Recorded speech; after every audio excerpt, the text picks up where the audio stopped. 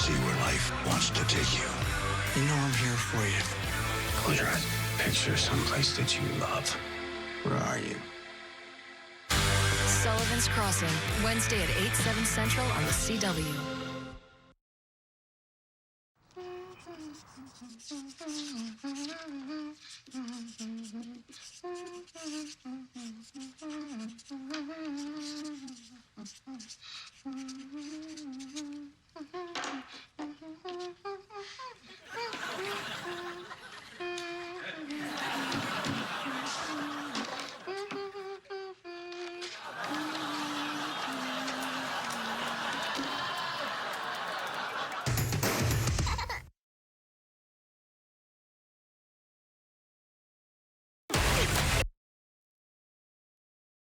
Now at 10, a shocking discovery. A gun belonging to notorious cop killer Christopher Dorner is found during the investigation of a $1 million watch robbery in Beverly Hills. Plus, a cold case murder finally solved nearly 4 decades after a young mother is found stabbed to death on a South Pasadena street. Detectives identify her killer. It's okay.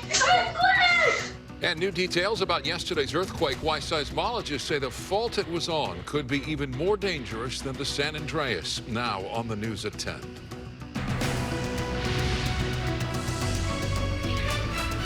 Good evening, I'm Micah Ullman. And I'm Cher Calvin. A stunning discovery during the arrest of 2 robbery suspects accused of committing a $1 million watch heist in Beverly Hills. Detectives find a gun registered to notorious cop killer Christopher Dorner during a raid of their Airbnb.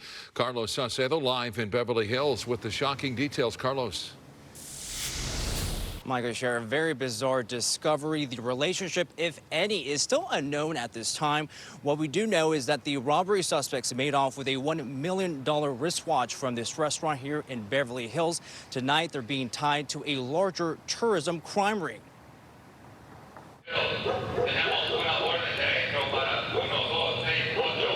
A crime spree allegedly tied to a South American duo ends in the South LA neighborhood, where armed robbery suspects were hiding out at an Airbnb busted by SWAT officers.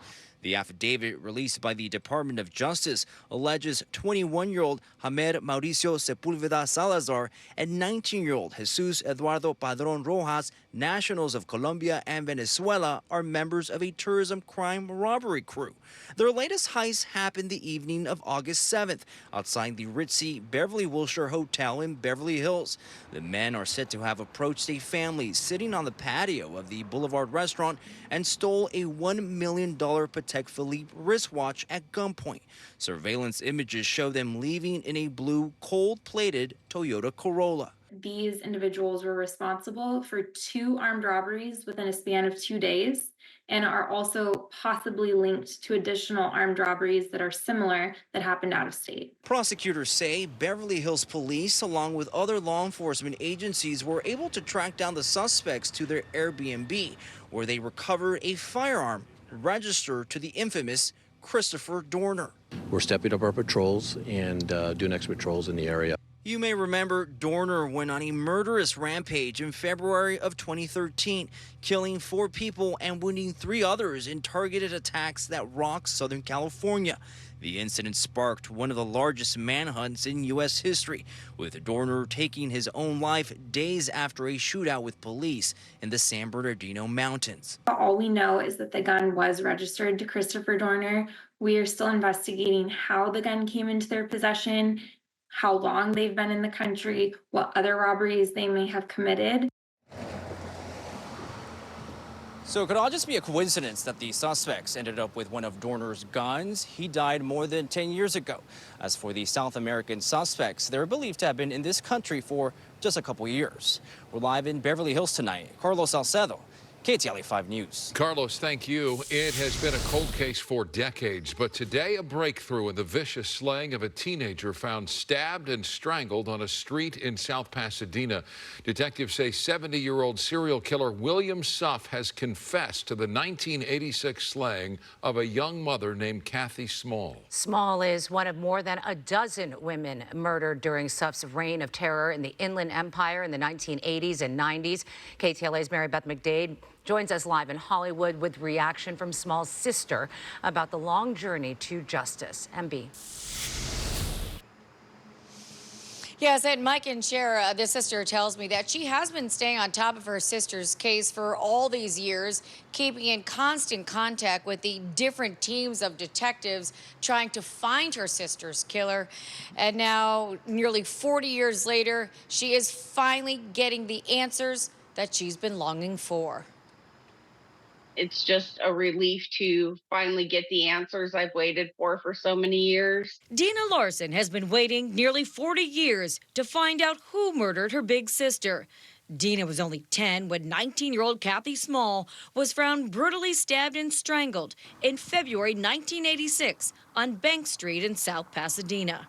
Kathy was a very kind person. She had a big heart. She would do anything for anybody. She was just a great big sister. Small, a mother of 2 little boys, was last seen by her Lake Elsinore roommate going to meet a man named Bill. Throughout the years, numerous leads were followed up by detectives, but the case remained unsolved. The case would remain cold until 2019, when police responded to a man found dead of natural causes in a house right across the street from where Small's body had been found years ago.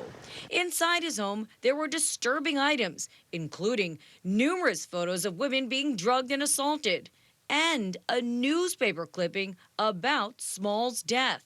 This prompted detectives to take a new look at Small's case. They discovered that none of the items of evidence, including the sexual assault kit and victim's clothing, were ever tested for DNA. Detectives determined the dead man in the house had no connection to Small's case.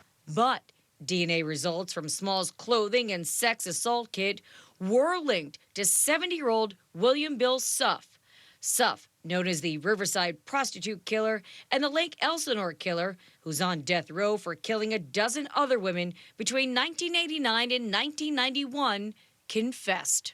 He confessed and discussed in detail the murder of Kathy Small. It's a relief. I don't know if there'll ever be closure. That's hard with this. But to get the answers that I've been waiting for all the years. And Dina says she's grateful to all the hard-working detectives who never gave up on solving her sister's case. I'm just glad that there's finally been justice brought to everything and that she wasn't just another number.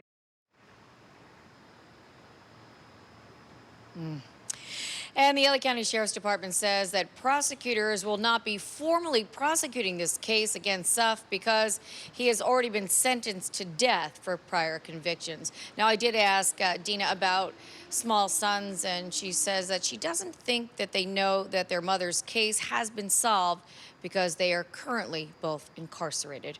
For now, reporting live here in Hollywood, Mary Beth McDade. We'll send it back to you guys in the studio. Mary Beth, thank you. Family and friends of actor Johnny Wachter have renewed their pleas for help to find and convict his killers. At a Justice for Johnny rally outside City Hall today, the actor's mother called for help from the public, city officials, and police.